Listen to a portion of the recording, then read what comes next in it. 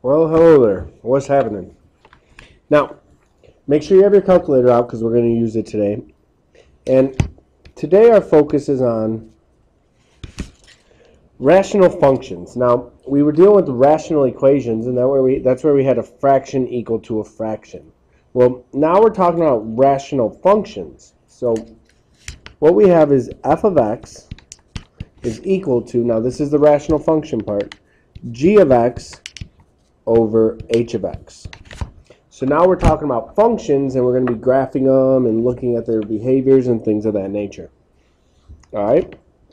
Now, consider the rational function y equals 1 over x. Now, what are the possible values for x? So x could be any number. What is it? Well, we know it cannot be 0. All right, so it's all real numbers except for 0. All right, and we know because there's no 0 allowed in the denominator. No 0 in denominator. All right, now, as the positive values of x increase, and greater than 1, so they're positive, what happens to the values of y? Well, think about this. Y equals 1 over some number.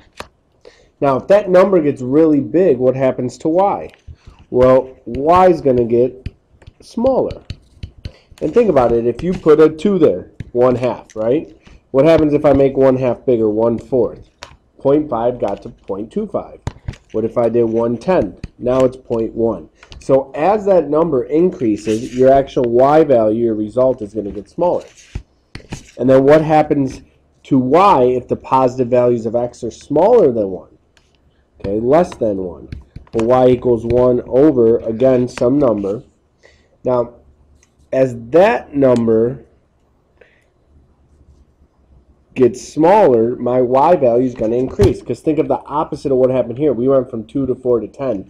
Well, now we're going to go from 10 to 4 to 2, let's say. So 1/2. So y is actually increasing or getting bigger in value. All right, good. Now it says, make a sketch of what you think this graph will look like. Be sure to include your negative values. So just take a guess and draw it. See what you remember from class. We've drawn these before. And just, who cares if you get it wrong? Everybody take a minute and just draw a graph. All right, I got a minute to waste. I hope you drew one right now. It should have looked like this. All right. This being our positive x values, these being our negative x values. Now, the function y equals 1 over x on the graph above. All right, the shape of this is called a hyperbola. Now, when we talked about conics, we did rectangular hyperbolas, but this is a hyperbola. And the two symmetrical parts of our graph are called branches. All right. Now, notice this graph has two asymptotes, and we talked about asymptotes before. All right, and an asymptote is a line. Usually I draw a dashed line, just so you can identify it, that represents impossible values. Impossible values. Now, I say impossible values because remember, our graph gets really, really, really, really close but never touches it. All right, so looking at this graph, my asymptotes are going to be x equals 0 is going to be my vertical asymptote. All right, so my vertical asymptote is x equals 0. And how we get that is this denominator here. What can it equal? Well, we know we cannot have 0 in the denominator. So x could be all real numbers but 0. And that's why we draw our asymptote there. Now, my horizontal asymptote is y equals 0. All right. So in this case, no y value can be 0. All right, and we're referring to this here. Okay, because it's impossible for y to equal 0, because 1 divided by what equals 0? Nothing. All right, so that's why. Now, all rational functions now are in this form. Okay, and I know we didn't really focus much on the graph here, but in the next example, we'll get really into it. All right, so y equals a over x minus h plus k. Now, to find your vertical asymptote, you're always going to take the bottom here, the denominator, and x is always going to equal h. So what value makes that 0? Well, it's going to be the opposite of whatever h is. All right, so you can set your denominator equal to 0, and then you could solve. All right, and then my horizontal asymptote, okay, the horizontal line that we can't cross, is always going to be y equals your k value. So whatever value is being added to your rational function. All right, so let's go to the next page and try an example. So we kind of just spelled out everything we need to know, and now we're going to focus on what's the expectations that you're going to type of problems you're going to have to do. All right, so the first thing we want to do is identify my vertical asymptote. Well, my vertical asymptote is this right here. All right, so x minus 6, so x would be 6. So let's draw our asymptote at x equals 6. It's a vertical asymptote, so up and down, and there it is. Now your horizontal asymptote is always your k value. So in this case, it's y equals negative 3. That's my horizontal asymptote. So I'm going to draw it right there at negative 3. All right, now your domain. Now we know my domain is all real numbers except for x cannot be 6 because that's where my asymptote is and it's impossible. All right? And my range is all my y values. Well, we know y can be all real numbers except for negative 3. All right, now this is where our calculators come into play.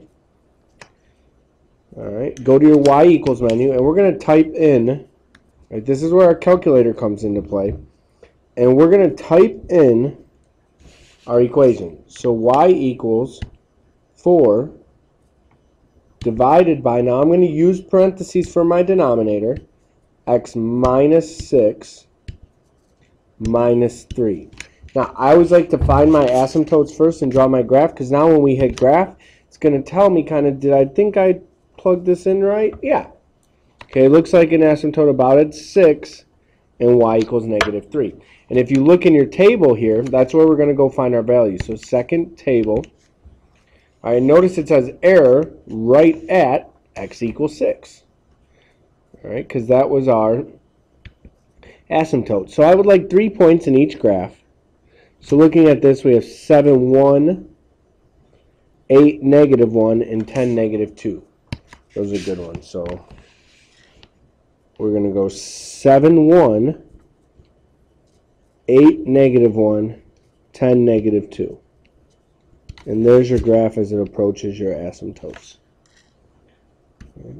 And then we have, let's go above the other asymptote. We have 5, negative 7, 4, negative 5, and 2, negative 4.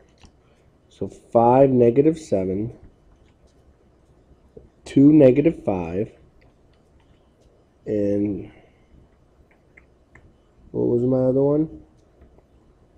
4, negative 5. Let's go back and check. 4, negative 5 was it. Alright, and there's your graph down there. Alright, again, approaching those asymptotes but never crossing. And I think I messed that up. This is 2, negative 4. My apologies, that was a little choppy. But we should be comfortable plotting points, and we get them from our calculator. Alright, so we're good to go there. Now, that's our first form of hyperbola. Now, we do have another form. Alright, the other form of hyperbola is rational functions in the form y equals ax plus b over cx plus d are also hyperbolas. Now, the only difference is we have a more complicated fraction, let's say, right? Because we have two values that can't be simplified at all. So the rules are the same, and it's just one little catch. Now, the vertical asymptote occurs at the x value that makes the denominator 0. That's the same.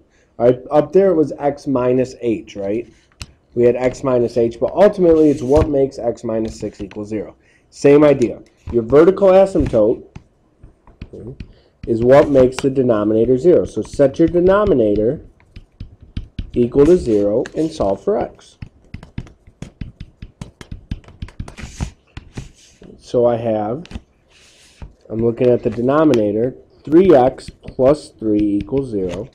Subtract 3, divide by 3, So your vertical asymptote is x equals -1.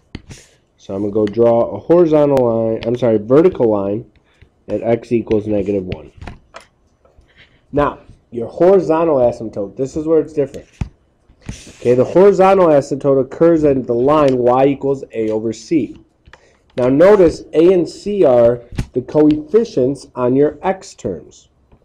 Alright, so you're going to take, in this case, these are my x terms right here. We're going to ignore everything else. So I have x over 3x, or 1x over 3x. So your horizontal asymptote is y equals 1/3. So again, you take the coefficients of your x and divide them. Alright, so that's the one catch with these type of ones. Alright, so y equals 1/3. I know it's not the easiest asymptote to draw, but you put it right there just below halfway, just below 0.5. Alright, and here my domain is all real numbers except for we know x cannot be -1. And my range is all real numbers except for we know y cannot be 1/3. Alright, because that's the values there. Alright, now why don't you go ahead and finish this, get the practice. Put in your calculator, make sure you can type it in right, make sure you can find your points, and when you get to class tomorrow, we'll be sure to take some time and check our points and ensure you got the calculator work done correctly. Alright, so that's Mr. P signing off. See you tomorrow.